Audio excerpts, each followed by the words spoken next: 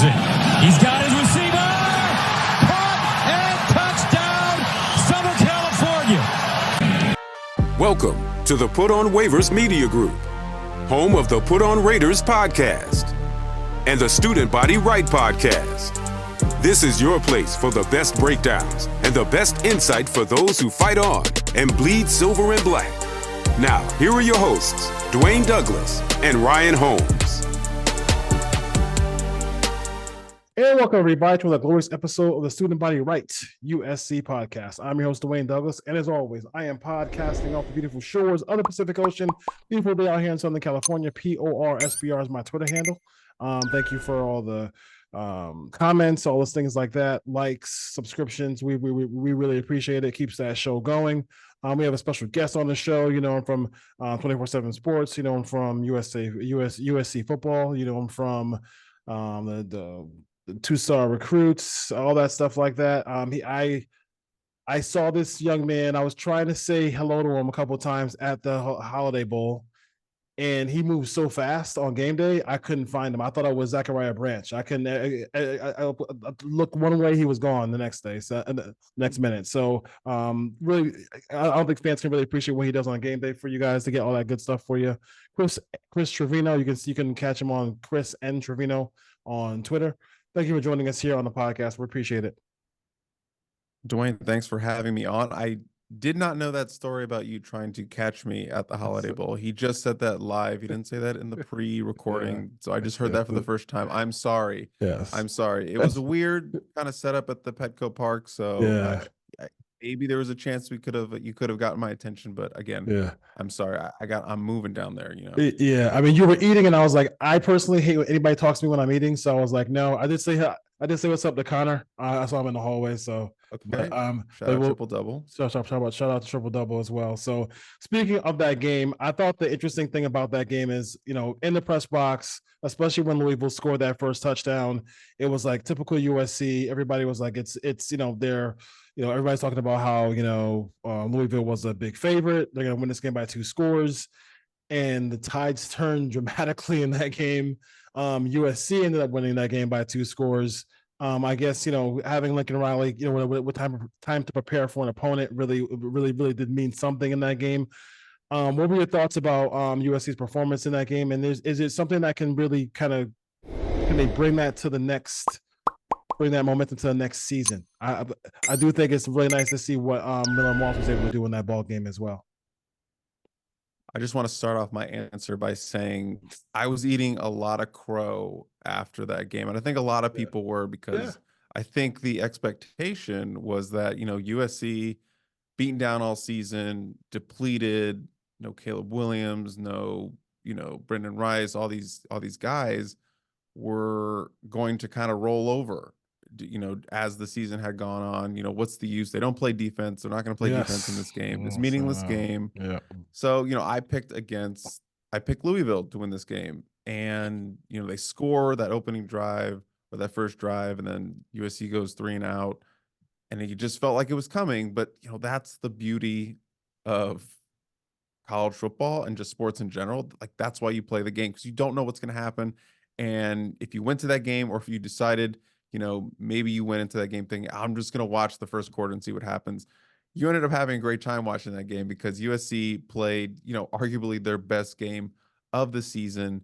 Totally looked like a different team, totally looked like a different program. The team we did not just watch, you know, get embarrassed by UCLA. This was a different looking team and gave a lot of hope. I mean, it was an impressive performance just because they had so much stacked against them. And I think the feeling was, as I mentioned earlier, that they were just kind of roll over. This game didn't mean anything. And a lot of people say that about, you know, bowl games, whether it's like the Carmax Bowl or the Pop-Tarts Bowl or whatever, which is the greatest bowl of all time, by the way. But they say these bowl games don't matter, but they do matter. There's a lot going on with the team and the locker room, and you can see how a win at the end of the season can do so much for the offseason. Like, if you go like the Cotton Bowl, you know, USC had a great season, but you left with a bad taste in your mouth. If you were a USC fan, it was like, how did we just lose that game? How did we collapse like that? And just set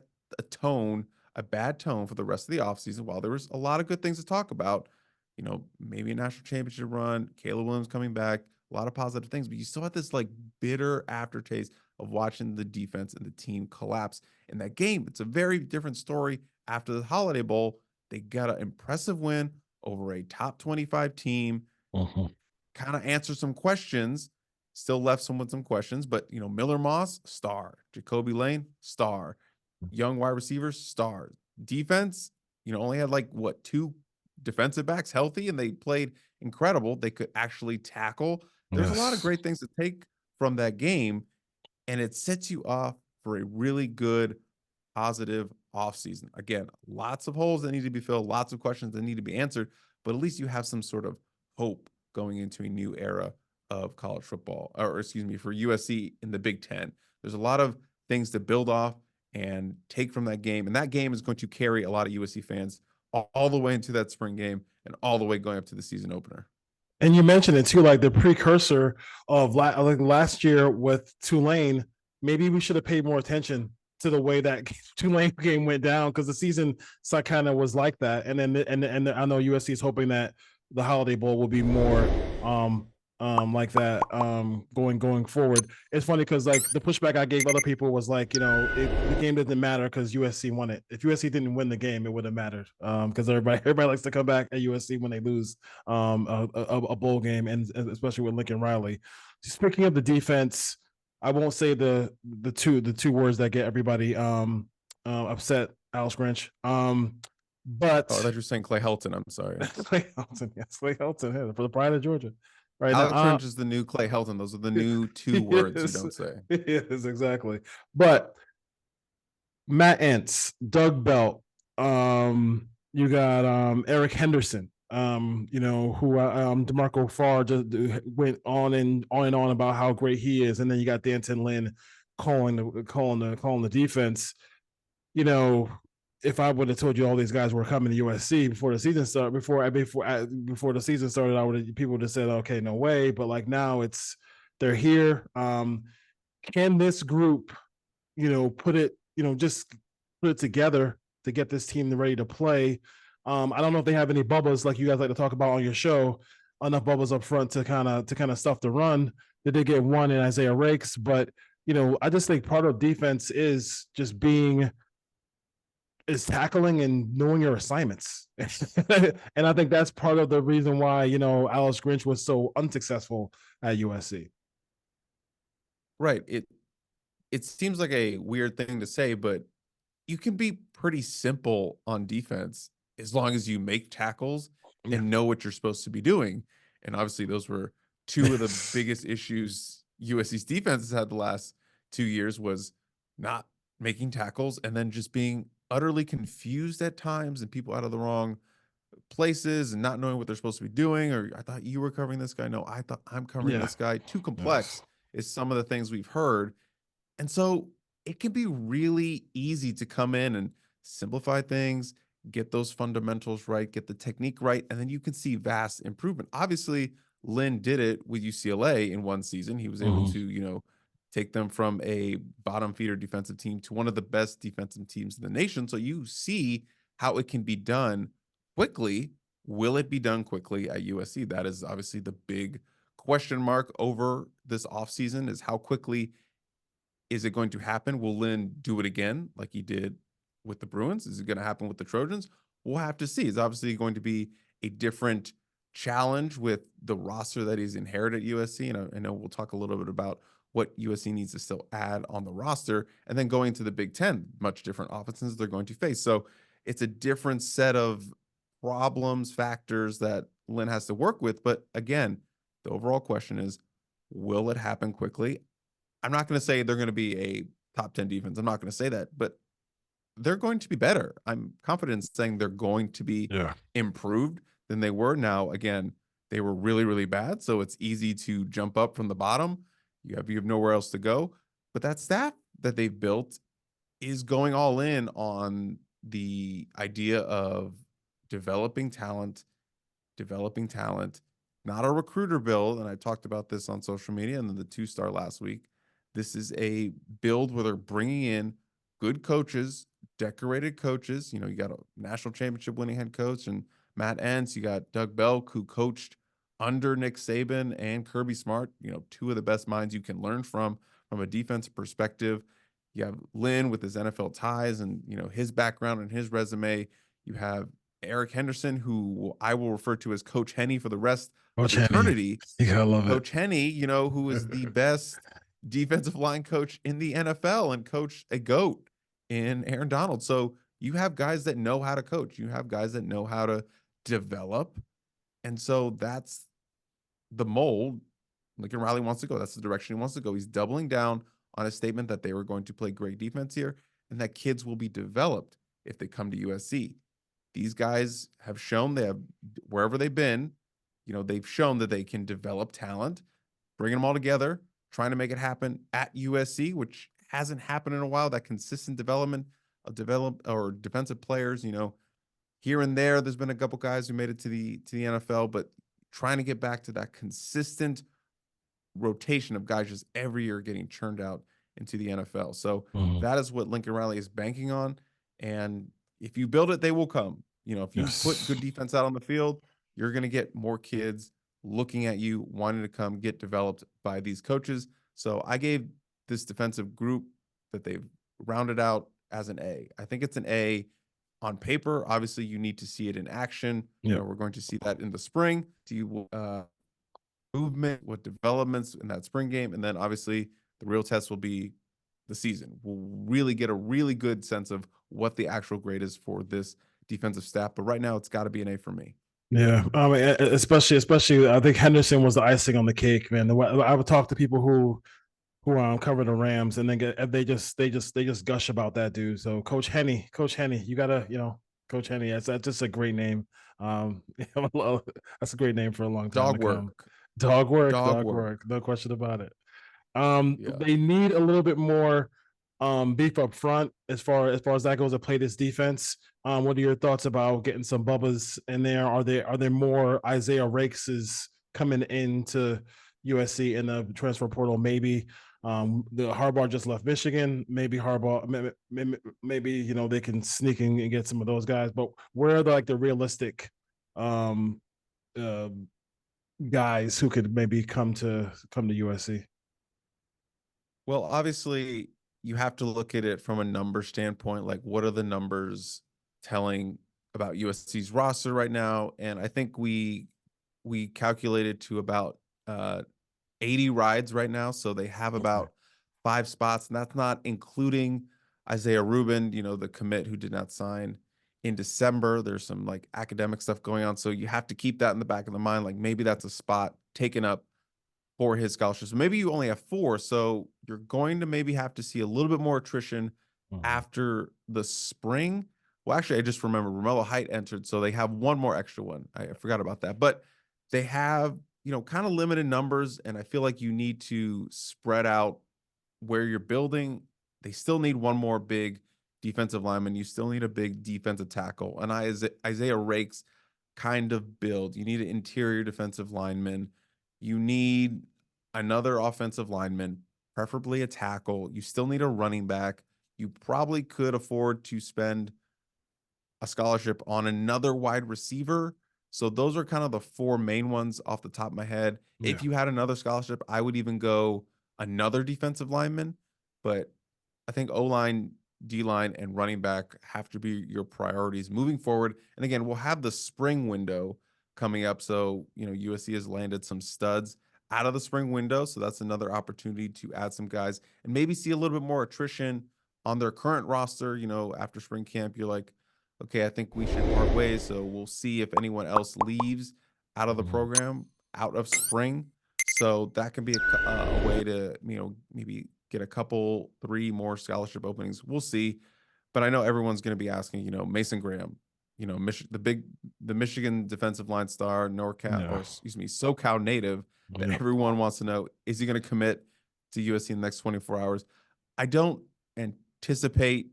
I don't know what's going to happen with Michigan. I'm assuming they're just going to promote their offensive coordinator, whose name is escaping me right now. Moore took over. Moore. Yeah. If they're just going to promote him, and that's going to be obviously great for continuity and holding that staff together and holding all those kids in place. If they do that, I don't think, Mason Graham's going to go anywhere. Maybe if he wants to come back home, but this has just happened. This is all fresh and new. They have 30 days, Michigan players, to enter the portal now that Harbaugh's gone for that window. So we'll see. I know everyone is already circling him. Everyone wants Mikael Williams. They're circling these names, but you have to enter the portal for it to even be a possibility. So we're gonna have to keep an eye on that. But Mason Graham would be interesting, obviously, if he ever, maybe he wants to go. He already won the Natty. Maybe he wants to go back home for one more, his final year before going off to the NFL. Learn from Coach Henny for a year. That's not a bad idea. I think there's some selling points to it, but they're going to keep most of that staff, I'm assuming, if they promote more. So they'd be hard pressed to get him to enter the portal. Or maybe just wants to see what's out there. So I can't say for sure if Mason Graham is going to be a real thing. It's going to be the pipe dream of the off season for USC fans, because that would be a home run if they could get him and get him to that fold. But again, we're just talking right now. We're just talking. I'm just talking exactly. Freshmen coming in. Are there a couple guys who are maybe on? Let's just do offense, defense, and like a couple guys who you would love to. You're kind of anxious to see what they can do. Are we talking early enrollees, or we're just talking about overall class right now? Overall class.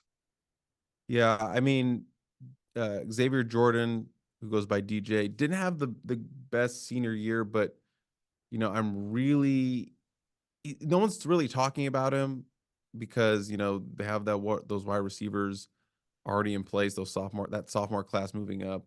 I think he could be something interesting just because they're limited on bodies, so maybe we could see him kind of break out a little bit. Cameron Fountain is obviously a guy we're all really excited to see, and looks like he just keeps getting bigger. Like, he's 6'6". I think he was 6'5" when he committed. Maybe he's going to be 6'7". He's going to play defensive end. There was talk maybe he's a little bit too raw to compete early, but he's early enrollee. He showed out in the All-American game, had that strip sack, led to a touchdown, I believe. But really showed out, really impressed. And the fact that he's there early is a big deal. And he's going to take his lumps early. By the time fall rolls around, he should be, getting up to speed. He should get quicker pace, really start to understand and get up to speed with, some of the older guys. And again, everyone's learning a new defense for the most part. So that kind of levels the playing field. But, him and Braylon Shelby, I mean, my goodness, two of the best young pass rush, edge rushers, both 6'6", 6'5". If you're Danton Lynn, you're like, yes, this is like the whole reason I took this job, is just to coach Braylon Shelby and Cameron Fountain. So those guys, Cameron Fountain as a freshman, really excited about. Jason Zandamela, the number one interior offensive lineman. I don't think enough people are talking enough about him just because how big of a win that was, getting him out of Florida. USC does need a center. His mission is to start at center. Now, I know that's a tall task for a freshman to start at center, especially in the Big Ten Conference. That's a lot.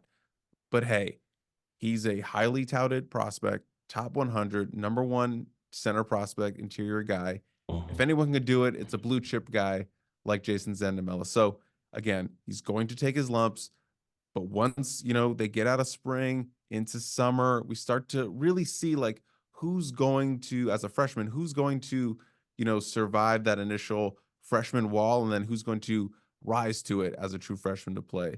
There's some guys that are just true freshman wall proof, like a Zachariah Branch. That guy was a dude when he stepped on campus. It does not matter what you threw at him. He was going to take it and then move forward. So you have to see who kind of, rides that wave and then can contribute as year one. Jason Zandamela, a dark horse, as an offensive lineman, but there's plenty of guys out there. Elijah Newby, I'm really excited about. A guy who's 6'4", can run like a 10-9. That's freaky athleticism. Outside linebacker, we know USC needs some outside linebacker help. So I'm interested to see what he looks like in the spring. He's an early enrollee. Desmond Stevens, 6'3", 235 pounds. I think he's a steal in this 2024 cycle. how more bigger schools offer him is kind of wild to me. If you go watch his film, it's like this guy is really, really good, and all these Big Ten programs in his area did not, pull the trigger on an offer for him. I don't understand, but that's USC's gain, and I think they got a really good one there. So those are kind of some of the guys I'm looking at. Overall, I know most of those guys are early enrollees, and early enrollees do have the best chance to play because they do have that advantage of getting a head start in college and in the playbook, and really starting to adjust to college with those extra couple months. Two things really quickly because I don't want to hold you too long. But Dennis Lynch, is that and is Robles have a chance to? Is there a battle there for a kicker there? And then as far as Jaden Mayava, is there possible if Miller Moss wins the battle as far or just becomes the starting quarterback? Could you see a package for him in some games because he does have a unique skill set? Yeah, two good questions. I mean, I know a lot of people are really down on Dennis Lynch this year. I get it, inconsistent.